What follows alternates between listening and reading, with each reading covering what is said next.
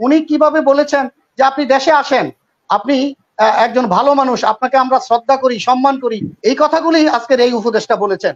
উনি বলেছেন যে এই আপনারা রাজনীতি করবেন, আপনি তো বাংলাদেশের নাগরিক আছেন, আপনার বাবা স্বাধীনতা যুদ্ধে অবদান রেখেছেন, আপনার আওয়ামী লীগ অনেক পুরনো দল, ইত্যাদি ইত্যাদি ইত্যাদি, যে কথাগুলি আওয়ামী লীগের নেতার মুখ থেকে আমরা পাই, সেটা আজকের এই উপদেষ্টা, যাকে আমরা নিরপেক্ষ ব্যক্তিত্ব বলেই সম্মান করে আসছিলাম, সেই ব্যক্তি আজকে এইভাবে কথা বলছে। এটা খুবই দুঃখজনক ছিল। তার মা প্রতিনিয়ত মিথ্যা কথা বলতো, প্রতিদিন মিথ্যা কথা বলতো, তাহাজ্জুদ নামাজ পড়তো আর প্রতিদিন মিথ্যা কথা বলতো। তো সেই ঘরের সন্তান আর কতটুকু সত্য বলবে? আমি ভারতের পত্রিকা পড়েছি, সেই পত্রিকাতে স্পষ্ট করে বলা আছে, শেখ হাসিনা নিজে বলেছেন আমি পদত্যাগ করতে বাধ্য হয়েছি। আবার সজীব ওয়াজেদ জয় বলছেন উনি পদত্যাগ করেননি। আসলে আওয়ামী লীগ তো বুঝেনি। ওই যে একটা কথা আছে না, তোমরা কি মানুষ না আওয়ামী লীগ? আসলে এরা তো আওয়ামী লীগ। তোমরা যখন আমার পদত্যাগ চাও, আমি পদত্যাগ করতে চাই, আমি তত্ত্বাবধায়ক সরকার অ্যামেন্ডমেন্ট করে আমি সংসদে অধিবেশন ডেকে তত্ত্বাবধায়ক সরকার দিয়ে দিব। সেইভাবে আমরা কমিটমেন্ট করে সকল রাজনৈতিক দলের সাথে বৈঠক করে উনি পদত্যাগ করলে ওনার সম্মান থাকতো, উনি বাংলাদেশে থাকতে পারতেন। হ্যাঁ, ওনার নামে মামলা হতো, বেগম খালেদা জিয়া বের হয়ে আসতেন, শেখ হাসিনা সেই শূন্যস্থান পূরণ করতেন। যে আপনার এখানে অনেক গুণীজন বক্তব্য দিয়েছেন, অনেক গুণীজনকে আপনি আমন্ত্রণ করেছেন, আওয়ামী লীগ, বিএনপি এবং বিভিন্ন রাজনৈতিক দলের নেতৃবৃন্দ এবং সামাজিক নেতৃবৃন্দ, তাদের কাছ থেকে আমরা অনেক কথা শুনেছি এবং সেইভাবে আমরা উৎসাহিত হয়েছি। আজকে ছাত্র জনতার যে আন্দোলন হয়েছে, সেই ছাত্র জনতার আন্দোলনে যারা শহীদ হয়েছে 580 জনের কথা শুনলাম। তো সেই শহীদদের স্মরণে আমি তাদেরকে শ্রদ্ধা ভরে স্মরণ করছি এবং তাদের রুহের মাগফিরাত কামনা করছি, এবং যারা আহত হয়েছেন তাদের সুস্থতা কামনা করছি। এই ছাত্র জনতার এই আন্দোলন একটি যুগান্তকারী, একটি ঐতিহাসিক আন্দোলন ছিল। দীর্ঘদিন স্বৈরাচার বাংলার বুকে চেপে বসেছিল। সেই স্বৈরাচারকে হটানোর জন্য জীবনের ঝুঁকি নিয়ে যে আন্দোলন হয়েছে, ছাত্র জনতা যে আন্দোলন করেছে, এটাকে দ্বিতীয় মুক্তিযুদ্ধ 24 হিসাবে মানুষ পরিগণিত করছে, আমরাও করছি। আমরা আজকে নিঃশ্বাস নিতে পারছি, আজকে সাধারণ মানুষ ঘরে ঘুমাতে পারছে। আমি ইসমাইল তালুকদার খোকন দীর্ঘদিন ঘরে ঘুমাতে পারিনি, মানুষের বাসায় বাসায় গিয়ে আমাকে ঘুমাতে হয়েছে, এবং অন্য বাসায় ঘুমাতে গেলে সেটাও আমার কাছে একরকম কারাগারের মতোই মনে হতো, যে সেখানেও ঘুম হতো না। এরকম ভাবে আজকে আমরা মোবাইল নিয়ে বাইরে বেরোতে পারছি, যেটা অতীতে কখনো আমরা দীর্ঘ 15-17 বছর ধরে আমরা যেটা পারিনি, এখন আমরা পারছি। আজকের যে রাষ্ট্র ব্যবস্থা আছে, যেই অন্তর্বর্তীকালীন সরকার প্রতিষ্ঠিত হয়েছে, তাদের কাছে সারা বাংলাদেশের মানুষের কি প্রত্যাশা, যে বাংলাদেশটা ঘুরে দাঁড়াবে, বাংলাদেশে স্বৈর শাসন থাকবে না, বাংলাদেশে দুর্নীতি পরায়ণ থাকবে না, রাজনৈতিক দলগুলো রাজনীতি করবে, সে রাজনৈতিক নিয়মের মধ্যেই করবে, সেই প্রত্যাশা আমিও করি। আমি মনে করি যে খুব দ্রুত গতিতে তারা নির্বাচন দিবে, এটা আমি খুব একটা প্রত্যাশা করি না। আমি মনে করি রাষ্ট্রকে মেরামত করে সুন্দর একটি নির্বাচন হবে, যাতে করে আগামী দিনে বাংলাদেশটা ভালো চলে। কারণ আমি মনে করি আমার বয়সটা একটা পর্যায়ে এসে পৌঁছে গেছে, যাতে করে আমার সন্তান বাংলাদেশে নিরাপদ থাকে।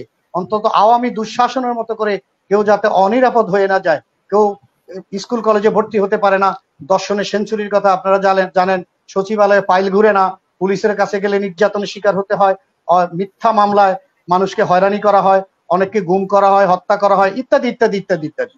আজকের যে প্রসঙ্গ বিষয়ে আপনি আলোচনা করছিলেন, ব্রিগেডিয়ার সাখাওয়াত হোসেন, যিনি স্বরাষ্ট্র উপদেষ্টা হিসাবে নিয়োজিত আছেন, ওনার প্রতি আমাদের যথেষ্ট সম্মান আছে এবং থাকার কথা ছিল।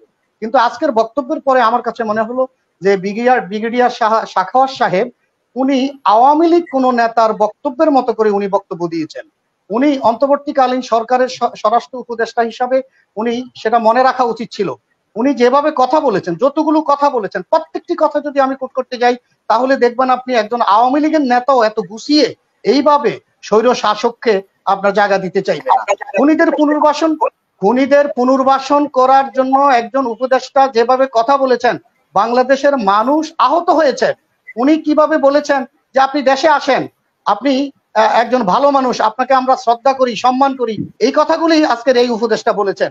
উনি বলেছেন যে আপনারা রাজনীতি করবেন, আপনি তো বাংলাদেশের নাগরিক আছেন, আপনার বাবা স্বাধীনতা যুদ্ধে অবদান রেখেছেন, আপনার আওয়ামী লীগ অনেক পুরনো দল, ইত্যাদি ইত্যাদি ইত্যাদি, যে কথাগুলি আওয়ামী লীগের নেতার মুখ থেকে আমরা পাই, সেটা আজকের এই উপদেষ্টা, যাকে আমরা নিরপেক্ষ ব্যক্তিত্ব বলেই সম্মান করে আসছিলাম, সেই ব্যক্তি আজকে এইভাবে কথা বলছে। এটা খুবই দুঃখজনক ছিল।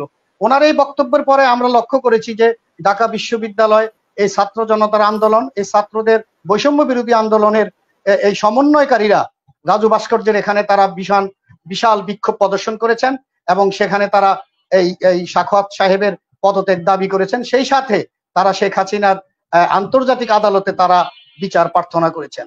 আপনি জানেন বোধহয় ইতিমধ্যে বাংলাদেশ জাতীয়তাবাদী দল বিএনপির পক্ষ থেকেও তার পদত্যাগ দাবি করা হয়েছে এবং বাংলাদেশ জাতীয়তাবাদী ছাত্র দল আজকে তার এই বক্তব্যের পরে এই আপনার পল্টনে বিশাল বিক্ষোভ প্রদর্শন করেছে তার পদত্যাগের জন্য। ফেসবুক খুলে দেখলাম যে সাধারণ মানুষ যারা রাজনীতি করে না তারাও তার পদত্যাগ চেয়েছেন।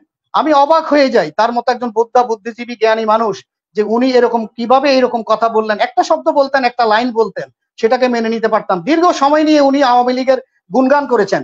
উনি কি আওয়ামী লীগ করতেন? উনি কি আওয়ামী লীগের রাজনীতির সাথে জড়িত ছিলেন? যদি উনি সরাসরি কোনো আওয়ামী লীগের রাজনীতির সাথে জড়িত থাকেন তাহলে উনি এই অন্তর্বর্তীকালীন সরকারের উপদেষ্টা হন কি করে? আমার মাথায় তো এটা ঢুকছে না। এটা তো হওয়ার কথা ছিল না। তাহলে এখান থেকে ওনার কাছ থেকে আমরা কি আশা করতে পারি? রাষ্ট্র মেরামত কি উনি আসলে করতে চান কিনা, নাকি উনি দেশে আপনার এই রাহাজানি বা গৃহযুদ্ধ লাগিয়ে দিতে চান কিনা আমি জানি না। আপনি যদি খেয়াল করেন হাসিনা আপা, তাহলে আপনি দেখবেন সজীব ওয়াজেদ জয় এই ভদ্রলোক সকালে এক কথা বলেন, বিকালে এক কথা বলেন। উনি সর্বপ্রথম বলেছেন যে আমার মা আমাদের পরিবার আর রাজনীতিতে ফিরবে না। আবার পরবর্তীতে বললেন যে আমার মা পদত্যাগ করেনি, উনি এখনো প্রধানমন্ত্রী। আবার বলেন আমি আওয়ামী লীগের নেতৃত্ব দিব। আবার বলেন আমার মা অচিরেই দেশে ফিরবেন। মস্তিষ্কে বিকৃতি না থাকলে কোনো মানুষ এই কথাগুলি বলতে পারে না। আমার হাসিনা আপা, আপনার কথা আমি শুনতে পাই না। উনি আজকে বলেছেন যে গতকালকে শেখ হাসিনার যে বিবৃতি, সেই বিবৃতি শেখ হাসিনা দেয়নি। হ্যাঁ, এটাও গুজব। এবং শেখ হাসিনা যে বলেছেন যে উনি পদত্যাগ করেছেন এবং উনি দেশে ফেরত আসবেন, এই বিবৃতি উনি দেননি। এটা আবার সজীব ওয়াজেদ জয় আজকে বলেছেন। আমি তো বললাম এই সরকার এরা মিথ্যার উপরে ভর করে। আপনি তো জানেন যে তার মা প্রতিনিয়ত মিথ্যা কথা বলতো, প্রতিদিন মিথ্যা কথা বলতো, তাহাজ্জুদ নামাজ পড়তো আর প্রতিদিন মিথ্যা কথা বলতো। তো সেই ঘরের সন্তান আর কতটুকু সত্য বলবে?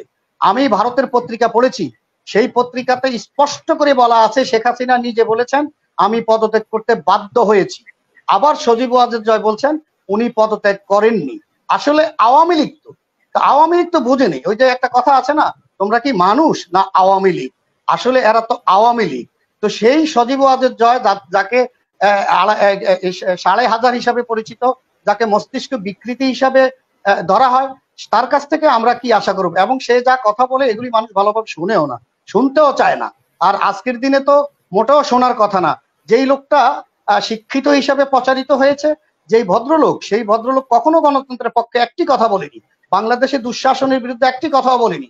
বাংলাদেশে যেভাবে গণতন্ত্রহীনতা, যেভাবে নির্বাচনগুলি করা হয়েছে, সেই 2014 সাল, 18 সাল, 24 সালে যে নির্বাচন হলো, প্রত্যেকটা নির্বাচনে ভোটারবিহীন নির্বাচন হওয়ার কারণে সারা দেশের মানুষের ক্ষোভের সঞ্চার হয়েছে।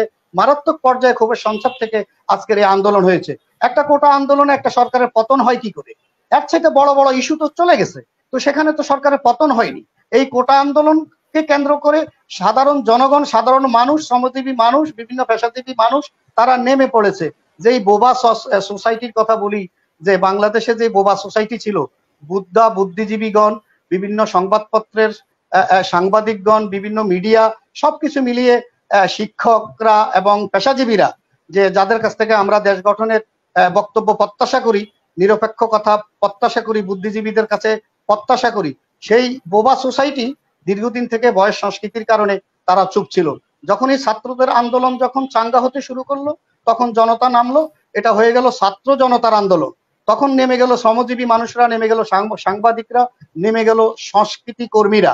সবকিছু মিলিয়ে যখন আন্দোলন চাঙ্গা একেবারে এমন একটি পর্যায়ে চলে গেছে, তখন শেখ হাসিনা চেষ্টা করেছেন যে কিভাবে দমন করে, নিপীড়ন করে, হত্যা করে ক্ষমতায় থাকা যায়। আমার কাছে হয়তোবা আমি প্রমাণ করতে পারবো না, কিন্তু আমার কাছে এরকম তথ্য আছে, যদি 5-10 হাজার মানুষকে হত্যা করেও আন্দোলন থামানো যায়, তাহলে তোমরা সেই কাজটি করো। শুধুমাত্র আপনার এই সেনাবাহিনীর পক্ষ থেকে বলছিল এটা বোধহয় আর সম্ভব হবে না, যার প্রেক্ষিতে শেখ হাসিনা একটা পর্যায়ে আইসা এদের উপরে ক্ষেপেও গেছেন। এমনও হয়েছে হয়তোবা যে ডিজিএফআই আপনার এই সেনাবাহিনীর উপরে ক্ষুব্ধ ছিল, এমনকি সেখানে একটি অঘটন ঘটবার সম্ভাবনাও দেখা দিয়েছিল গণভবনে। যাই হোক, সেটা আর হয়নি। একটা পর্যায়ে শেখ রেহানা সেখান থেকে তাকে রাজি করানোর পরে তার বোনকে বোঝালো, কোনোভাবে বোঝাতে পারছে না সে ক্ষমতা হস্তান্তর করবে না, পদত্যাগ করবে না। তো যাই হোক, তাহলে কি হতো যে এই ছাত্র আন্দোলন বা ছাত্র জনতার এই আন্দোলন, এই মিছিল যদি গণভবনে যেত, তাহলে শেখ হাসিনার জীবন হয়তোবা হুমকিতে পড়ে যেত। এটা সেনাবাহিনী বিশ্বাস করেছিল, যার প্রেক্ষিতে তাকে পদত্যাগ করার জন্য অনুরোধ করেছিল এবং সে শেষ পর্যন্ত পদত্যাগ করেছেন। একটি কথা বলি হাসিনা আপা, কোন দেশপ্রেমিক মানুষ, যে কোনো সরকার পদত্যাগ করতে পারে, এটা খুব বেশি অসম্মানের না, কিন্তু পালিয়ে যাওয়াটা অসম্মানের। উনি যদি দেশপ্রেমিক হতেন তাহলে উনি কখনো পালিয়ে যেতেন না, উনি সমস্যার সমাধান করতে পারতেন। উনি বলতে পারতেন, ঠিক আছে তোমরা যখন আমার পদত্যাগ চাও, আমি পদত্যাগ করতে চাই, আমি তত্ত্বাবধায়ক সরকার অ্যামেন্ডমেন্ট করে আমি সংসদে অধিবেশন ডেকে তত্ত্বাবধায়ক সরকার দিয়ে দিব, সেইভাবে আমরা কমিটমেন্ট করে সকল রাজনৈতিক দলের সাথে বৈঠক করে উনি পদত্যাগ করলে ওনার সম্মান থাকতো, উনি বাংলাদেশে থাকতে পারতেন। হ্যাঁ, ওনার নামে মামলা হতো, বেগম খালেদা জিয়া বের হয়ে আসতেন, শেখ হাসিনা সেই শূন্যস্থান পূরণ করতেন। আমরা সেটা প্রত্যাশা করেছিলাম, কিন্তু উনি এইভাবে এই প্রত্যাশা আমাদের পূরণ হয়নি। আমরা বারবারই বলেছিলাম যে আপনি পালাবার সুযোগ পাবেন না। আমি আপনার টকশোতে অনেকবার বলেছি যে বাংলাদেশের জনগণ এমন একটি পর্যায়ে পৌঁছবে, আন্দোলনটা এমন একটি পর্যায়ে পৌঁছবে, শেখ হাসিনা পালাতেও পারবে না, পালানোর সুযোগও দেওয়া হবে না। কিন্তু এখন আমি দেখলাম যে আমরা যা বলেছি তা পারিনি, সে শেষ পর্যন্ত পালিয়ে গেল, পালাতে সে বাধ্য হলো এবং পালিয়ে এসে চলে গেল। এটা দেশের জন্য লজ্জার, এটা আওয়ামী লীগের জন্য চরম লজ্জার। সবকিছু মিলিয়ে আমি মনে করি যেটা ঘটে গেছে বাংলাদেশে, একটা জায়গা হয়েছে যে বাংলাদেশের মানুষ মনে করে দেশটা স্বাধীন হয়েছে, দেশটা মুক্তিযুদ্ধ, নতুন মুক্তিযুদ্ধে আবার বিজয় হয়েছে এবং দেশে গণতন্ত্র ফিরে আসছে এবং গণতন্ত্র ফিরে আসবে, সেই প্রত্যাশা আমরা সকলে মিলে করছি। ধন্যবাদ।